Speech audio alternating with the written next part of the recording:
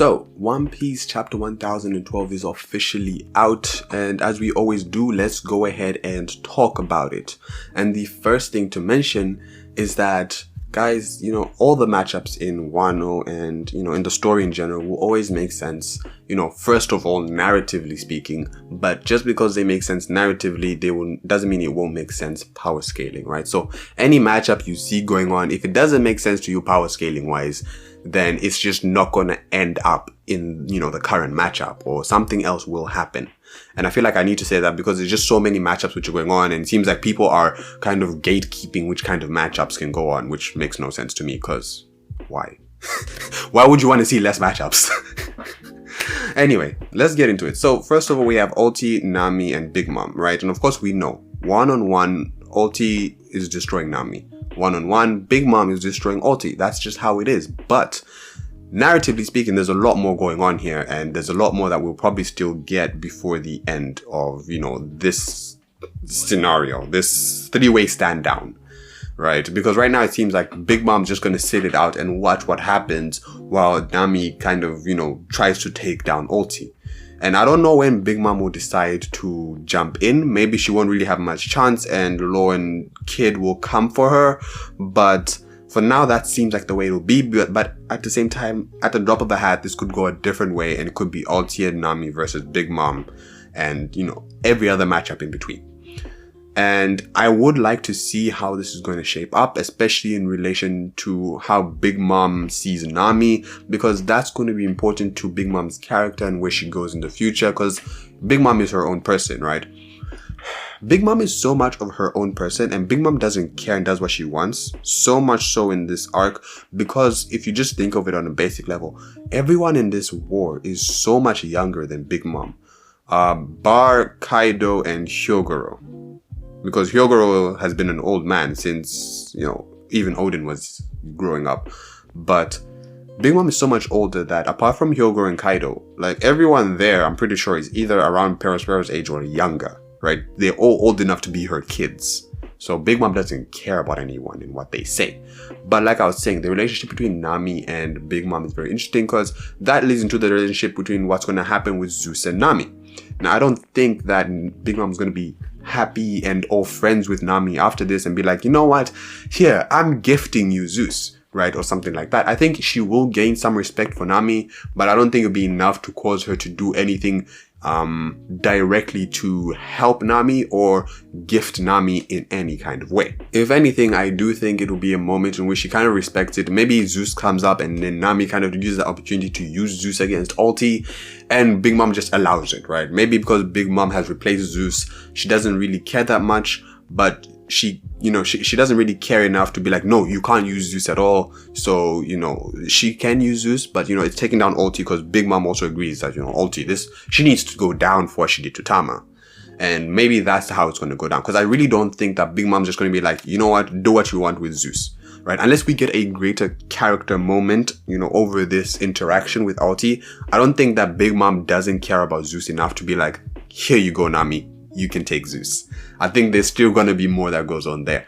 Now, of course, you guys already know my thoughts. I'd like Big Mom to literally make a whole new homie just for Nami, which will be her own Zeus. I don't know what she'd call it, but I don't know if that's going to happen. That's what I'd like.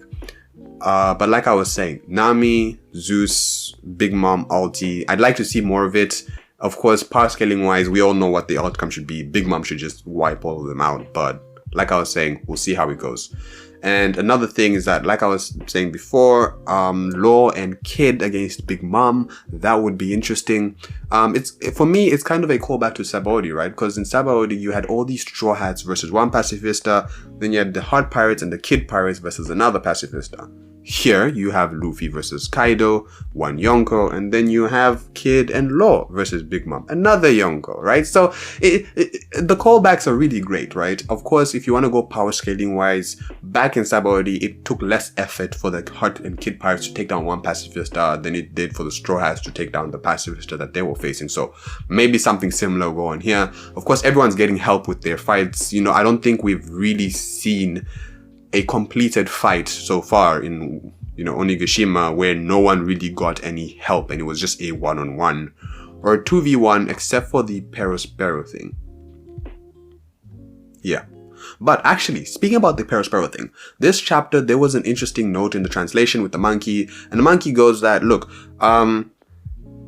in this war, in that fight that happened, he insinuates that they lost not because they were weaker or not really because of the moon coming in the way. They kind of lost mostly because they were too angry, right? That's kind of what he insinuates. I forget the right words he uses, but the insinuation is that they lost because they were angry and they couldn't really, be in their right mind while they were fighting, which I think is an important note, because that may be, important if one of them does manage to get the strength to get up and come back and fight Perospero again.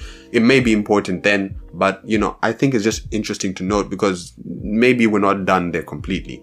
And then another question that comes up in this chapter is where Denjiro, because in this whole chapter, we see the scabbards separate, some of them separated before, Ashodoji, Raizo, Inuarashi, but now Denjiro has just kind of disappeared and we don't know where this man went, right? So I don't know, it's just a little something on the side. But another major moment is the whole Yamato Momonosuke Shinobu. Shinobu mentions that Kinemon made contact.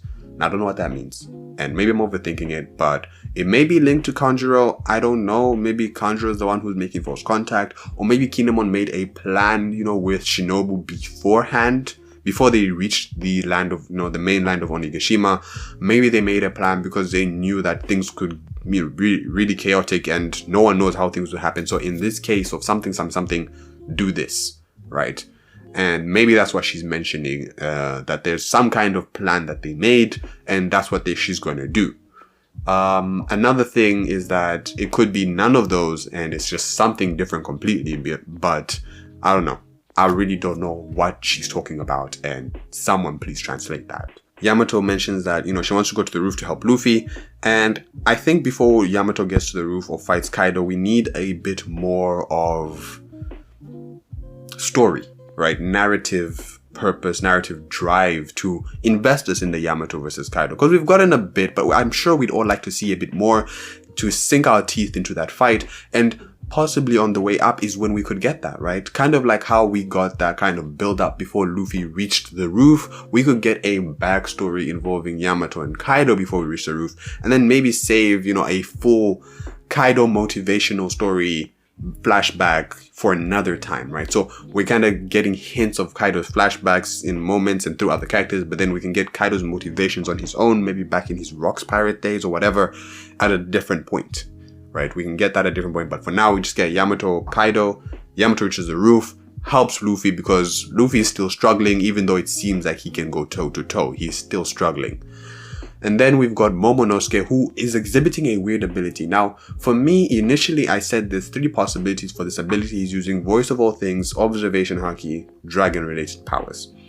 Dragon-related powers is still at the bottom, but on the 2 top ones, I feel for me have swapped at this point. I think number 2 is now Voice of All Things. Number 1 is Observation Haki. Now, are the 2 linked? That could be its own video. I don't know. But I do think that this is expressly Observation Haki that he's exhibiting and using, right? The fact that in this chapter he uses voices, right? This is the only time we've ever seen people, I believe, talk in this manner is back in Skypiea, right?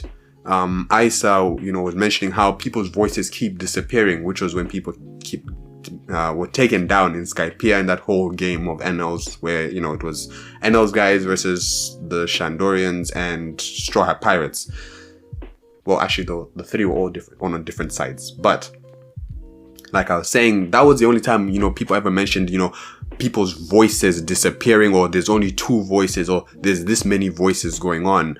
And also, just the size, the sheer scale that he's using it on is very reminiscent of that part of the One Piece story. So I really feel like it's Observation Haki, which would make sense, right? If we had Oden, who is very good at armament, and he was a very headstrong person. He only, tunnel vision, saw what he wanted, went for that.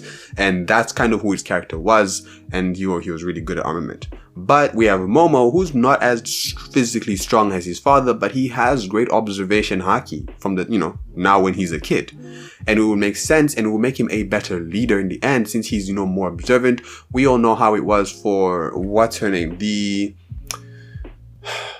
Neptune's wife, I forgot her name, but how she could really feel the emotions of the people. We've seen Fujitora exhibit this ability where he's able to read the emotions of the people in Dressrosa. And, you know, it has great potential for Momonosuke's development, that he would have great observation haki and be able to not only hear people's voices and know how a battle is going, but know how the people feel, really feel what the people feel. And it will make, you know, for a good character arc over the long, you know, over the long term in the story.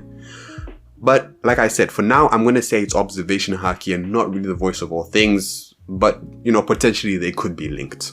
Yeah. Then we go into a really important part of this chapter, which is the whole Zoro and Sanji. Now, the whole moment is beautiful. Like, let's not even... This should be a great week for everyone. No one should be upset. If you're upset, then you're the problem. I'm just going to say it right now. Like, if you're upset about anything between Zoro and Sanji this chapter, then it's probably you that's the problem. You got to think about that. But Zoro and Sanji potentially headed to the main floor is interesting, at the least interesting, because I do think that, you know, while it was great to see Marco take on both King and Queen, Marco can't keep that up. Power scaling wise, again, it has to make sense narratively and also power scaling wise. Power scaling wise, it doesn't work out that Marco can take both of them on. We saw he was getting very tired. Perspero showed up. Chopper versus Queen makes sense narratively speaking. More than anyone, it doesn't matter what you say. Chopper versus Queen makes the most narrative sense in the story. And so having that matchup play out makes the most sense. Now, in Monster Point, can Chopper take on, you know, Queen equally? I don't know. But at the very least, Chopper can't keep up Monster Point for that long. So he's obviously going to go down, right? So those two matchups, those are great, right? Those are 100% great to see, but again, power scaling wise, it doesn't make sense, so they're not going to be a very long-term or permanent solution to the people they're against. But having Sanji step in there, power scaling wise, it makes sense. Narratively, not as much, right? People want to talk about, oh, the fact that, oh, that's Judge's son, Vince Smoke, so there's narrative reason. No, that's not narrative reason. That's just he knows Judge. Sanji doesn't even care about Judge. Whether a Queen loved or hated Judge, Sanji wouldn't care. That's not narrative reason. That's just trying to find anything. So I would want to see how it will go. Will Zoro come back? I don't think so, right? Even if, you know, people are saying Marco and Chopper can do something. Even if they do something, Zoro is not coming back, at least not just yet, to the point where he would be able to take on, you know, King along with Sanji, King and Queen along with Sanji. But I do think that, you know, we could have a whole change in matchups. Obviously Sanji will get involved. Nekomamushi will get involved. How, you know, they swap up with Marco and Chopper up in the air. Drake and Apu, I do want to see where that is going, because I do want, you know, Apu to have this kind of switch up, change of heart, you know, or not really change of heart, but really make a decision for himself, right? Not be influenced by the whole Yonko status picture, but make a decision that at least, yo, maybe I won't take on the Yonkos, but these guys, I'm going to take these guys down. So I don't know. I do want to see something there happen with Apu, and maybe something could happen and the matchups would change, because we haven't seen Drake and Apu for a long time. They've just been going at it. So I do want to see what will happen there. But as always, guys, this has been my thoughts. Let me know how you feel. Let me know what you think. Like this video if you like the video. Subscribe for more content. If you know someone needs to hear the truth, please share this video with them. If you have time, watch more of my other videos. And if not, thank you for watching this video to the end, guys. This is King KZ, and I'll see you in the next one.